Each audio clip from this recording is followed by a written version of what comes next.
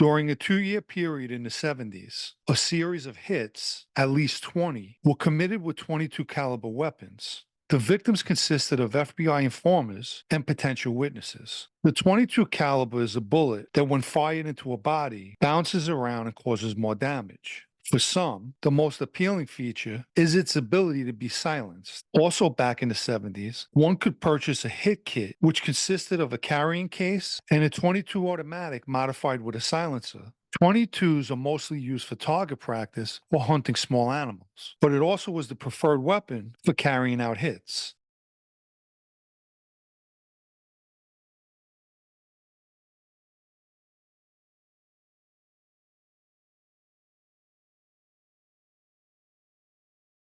Investigators focused their attention on the Purple Gang out of East Harlem for the 22 caliber hits. This came after some members were caught purchasing 22 caliber weapons in Florida, specifically in Oakland Park and Pompano Beach. The Purple Gang consisted of a group of guys out of East Harlem, some of who were related to Wise Guys. They were led by the Melnish brothers, Joey and Michael. Their affiliations included both the Lucchese and Bonanno families. However, they developed their closest ties to the Genovese family's 116th Street crew. Initially, the gang was committing robberies and assaults, but those crimes soon elevated into narcotics and murder. Outsourced by the mob, they began carrying out mob-related hits involving a 22 caliber, a weapon recognized on the street as the Purple Gang's calling card. During the 1970s, neighborhood junk dealers became the targets of kidnappers, and it was the Purple Gang that they looked to for protection because not even kidnapping crews wanted to tangle with the Purples.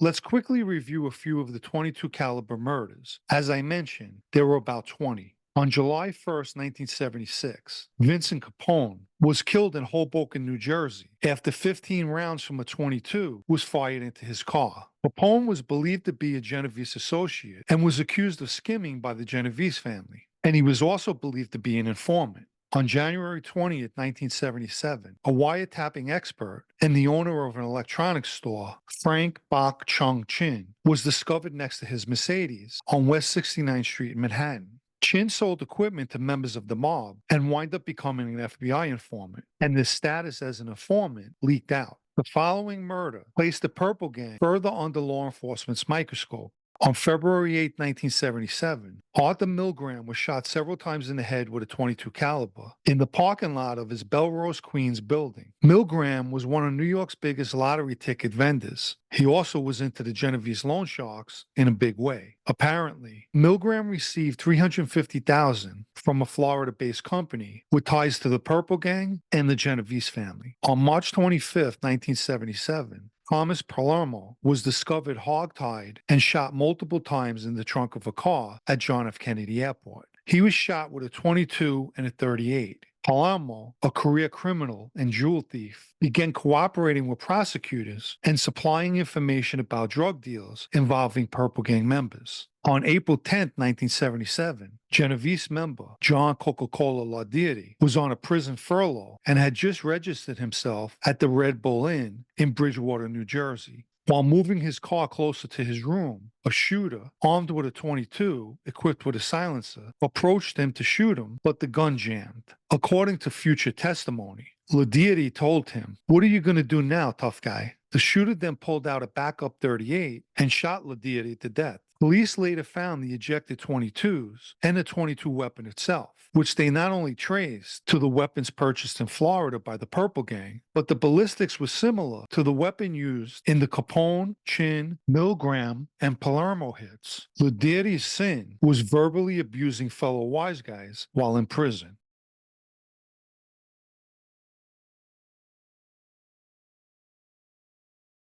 On April 27, 1977, Carmine Zaccardi, former acting boss of the Genovese family, disappeared. His family received a ransom demand of $100,000, money that was allegedly paid with the help of Fat Tony Salerno. Nonetheless, Zaccardi was never seen again.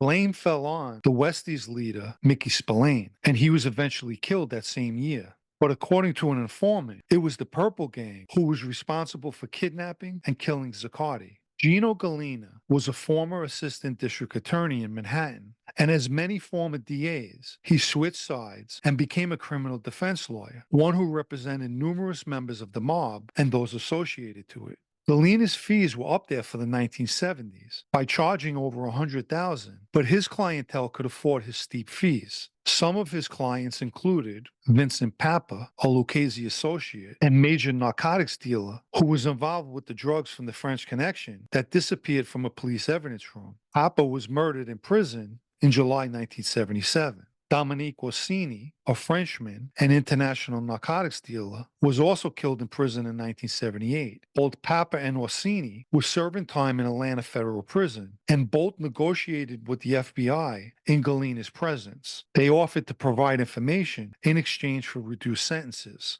He also defended the following: Genovese family member John DiGilio, Purple Gang members Frank Vizerto Jr., Arthur Fiore, and Purple Gang associate Alphonse Funzi Siska, who would become a Gambino captain. He also defended the future Gambino acting boss, Arnold Squitieri, and represented him on a murder case and was able to plead him out to a lesser count of manslaughter. He also defended Johnny Fatface Petrocelli, a Lucchese associate who once hid Gus Faraci after he killed the DEA agent in 1989. Petrocelli would be killed himself by the Lucchese family for refusing to give Faraci up, who they wanted to kill. In 1973, Petrocelli was on trial for a double homicide, and Galina testified on his behalf regarding a meeting he tape recorded with a prosecution witness who admitted to lying. Galina represented Donald Francos, who faced a murder charge for killing Lucchese associate Richard Balello in Clinton Correction Facility in October 1974. He also represented Frank Matthews, one of the biggest drug traffickers and kingpins in America. Following Matthews' arrest in Las Vegas on June 6, 1973, for tax evasion and conspiracy to distribute heroin and cocaine, Matthews' bail was set at $5 million. Nonetheless, Galina had it reduced and he was released on $350,000. Once free on bail, Matthews took his girlfriend and millions of dollars and became a fugitive. He was paying Galina a large amount of money to still represent him, but became enraged when Galina suggested he give himself up and plead guilty. Matthews was never seen again and still remains wanted to this day.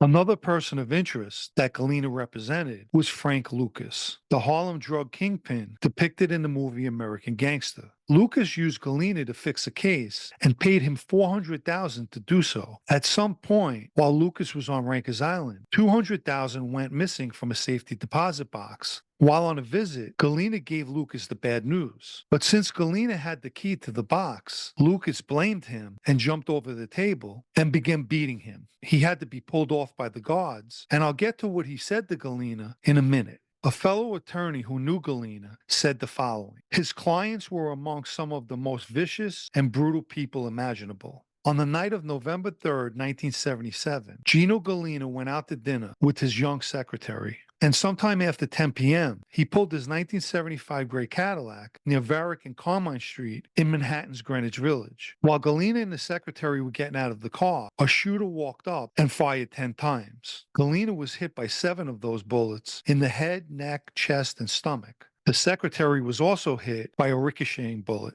A light-colored Cadillac pulled up, and the shooter jumped in, and the car sped away. Galina was rushed to St. Vincent's Hospital, but died 90 minutes later. His secretary was treated and released. The bullets that killed Galina were not 22s, they were 38s. On the night he was killed, Galina had a gun on him that he never had the chance to pull out. In addition to the weapon, he also had a recording device that was found on the ground at the crime scene. Galina had been cooperating with the FBI and the U.S. Attorney's offices in New Jersey, Manhattan, and Brooklyn. In fact, on the day he was killed, he met with the U.S. Attorney at First Andrews Plaza in Manhattan. He also appeared as a key witness before a Newark, New Jersey grand jury and specifically testified about the .22 caliber hitters, who was identified as Chin Gigante, John DiGilio, Salvatore Bergoglio, and Tommy Principe. There's a wide range of theories regarding Galina's murder. Let's go over them. Martin Light, a former prosecutor turned defense lawyer who also represented members of the mob, testified before the President's Commission on Organized Crime. According to Light, for years he was on Carmine Persico's payroll and mostly handled legal issues for Greg Scarpa.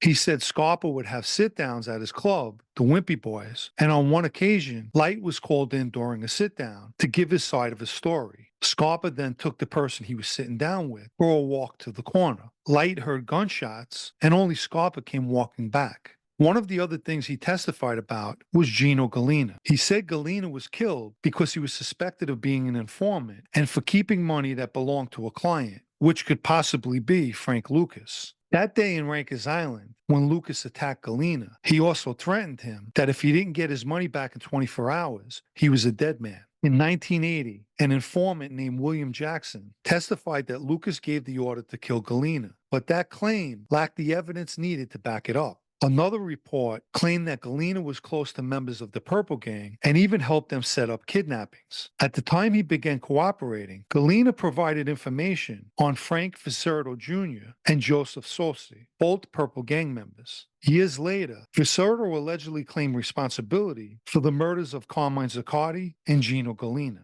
Let me quickly mention the super thanks icon found beneath this video in the three-dot drop-down for anyone who'd like to show support for videos like this. It's law enforcement's belief that Galina's murder was the result of a leak from the New Jersey grand jury. In regard to most of the .22 caliber victims, there were leaks as well of secret government files and sealed court records.